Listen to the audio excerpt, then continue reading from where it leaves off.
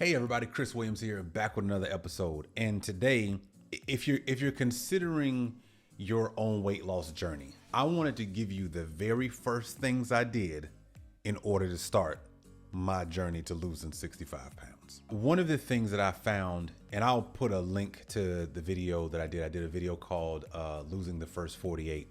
And it was, I was 248 pounds, I'm down to 185. And I documented kind of just for you guys is to hear like what was my journey like losing the first 48 pounds.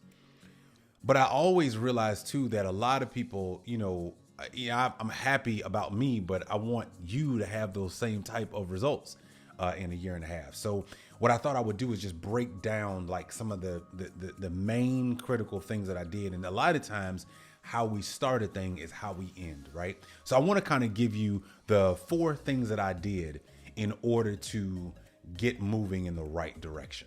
So the first thing that I did was I stopped eating so much meat. Now, if you want to, I would suggest that maybe what you do is you write down every time throughout a Monday through Sunday week that you actually put a piece of meat in your mouth, right? And I mean everything. So whether that's a burger, a piece of chicken, all the right, like whatever you're doing, any red meat, let's just put it that way, right? Anytime you're eating red meat, just document it, right? And what I would say is decrease the amount of red meat that you eat. Here's the reason why. You don't realize this, but your intestinal tract, your stomach is constantly working, right? And a lot of times because we eat so many heavy foods and we eat heavy often throughout the day, forget the whole week, just even throughout the day, what you don't realize is your body is having to work overtime. And a lot of that stuff it's trying to process, it can't even break down, right? So what I would highly suggest is that you look at the amount of meat that you eat and bring it down. So if you're a person who eats, 4 or 5, things of meat a week, bring it down to 3 and then get down to 2, right?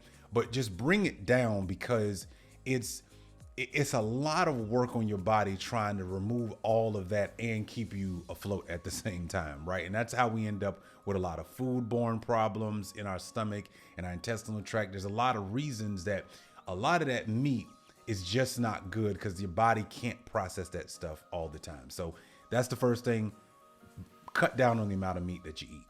Number 2, I honestly think we all need to drink a lot more water. So yeah, I honestly think everybody needs to drink a lot more water. In fact, you see this here? Yes, my wife and I have one. So it's a gallon, right? So drink you a gallon a day. I mean, it's not gonna hurt you.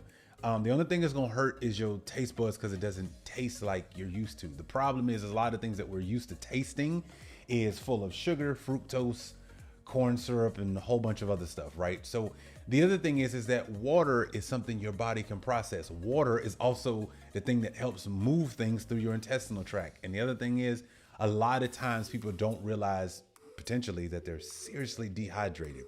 So I would highly suggest that you take in more water and less of the other stuff that just is tasting better.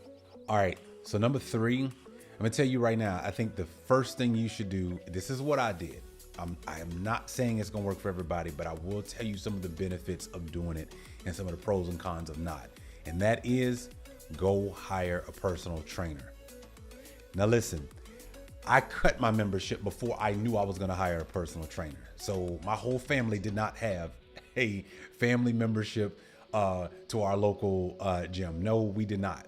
And a lot of it is this. You rarely go. 2, I want you to know that the more you don't go, you're spending money every month and you're not actually going to push yourself even when you go. You're only going just to feel good about yourself for a little moment, right?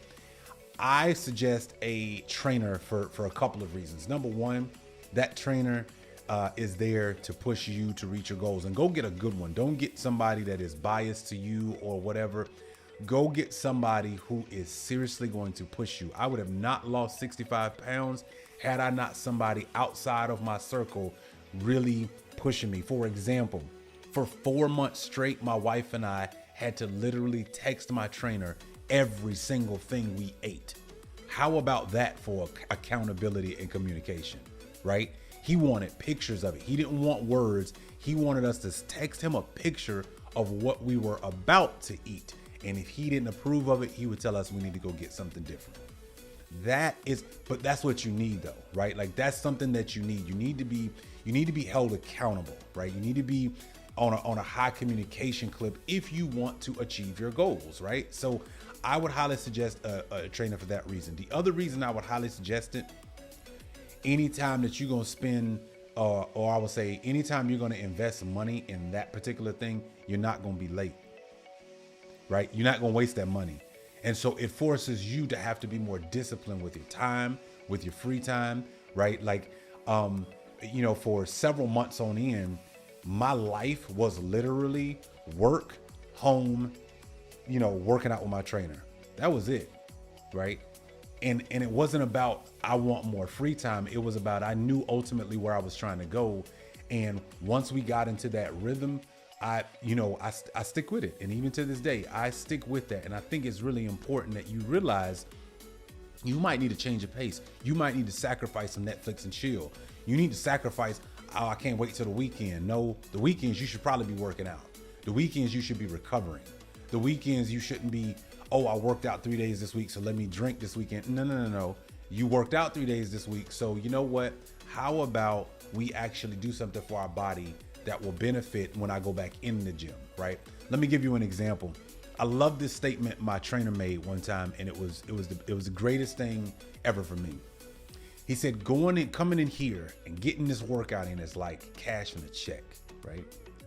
So you cash this great check, but then you blow this check 10 minutes later with that burger, with that soda, with that late night meal, with all that candy, right? So you're blowing the check, and then you want to come back in here and act like, it's just supposed to get better. No, it's not going to get better because you didn't put anything in the engine to actually produce the right results. We should be progressing, not staying the same, right? So again, those reasons alone, I highly suggest you get you a personal trainer because it's going to force you to communicate early, and often it's also going to hold you to a high level of accountability. Now you might be saying to yourself, you know what, Chris, I can't afford a personal trainer. Well, what can I do? Well, here's the thing.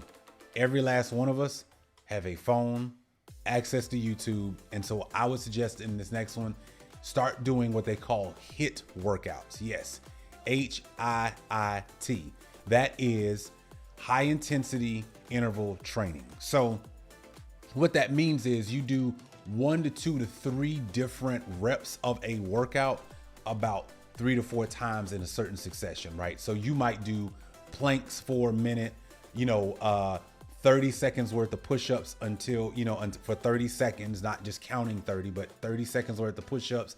And then you might do another minute worth of ab work, right? That's one set, and you do that like 3 times. That's an idea of a high intensity workout or high intensity interval training, right? So those are the types of things that you can do. High intensity interval training is actually really good because it shocks the body, one, gets your heart rate up pretty quickly. And it's also something that you can do at home. You don't really need any help. There's plenty of resources on YouTube and other places that you can find in order to be able to working out at home even more, right? Granted, it is that the virus time, so you're not going to be going into a gym as much. So I would highly suggest that maybe this is something that you do. In fact, what I want you to understand is that as a part of doing high intensity interval training, you can do 45 minutes worth of really good as opposed to the 2 hours that you would have just stood in there in the gym and not knowing what to do because you don't know how to work your body, right? So, high intensity interval training allows you to be able to really work the entire body, short, nice bursts, quick, intense is what you really need. That's going to help you start losing weight. Just because you walk on a treadmill for 45 minutes or walk around the track, you're not going to lose any weight. You're not getting your heart rate up. You're not even sweating, right? You need something that's going to make you sweat. You got to feel like you near exhaustion. That is what's going to push your metabolism, your heart rate, cause you to sweat. Now, especially, if because we're getting closer to the winter time, right? You need to be working out more during this time. And trust me, I don't like working out. I don't like cold. So I don't like working out when it's cold. But I will tell you what, you feel a whole lot better when the springtime come around and you got the body that you wanted, right? So I highly suggest making sure that you get some HIIT training workouts. It'll do your body good. Hey, well, this is what I have for you today, and I want to say thank you so much for watching this video. If you enjoyed this video, please give us a like, share, and please subscribe, because in that way you know every time we drop a video right here. This has been The World According to Chris, your source for all things for the grown man in you. Take care, everybody.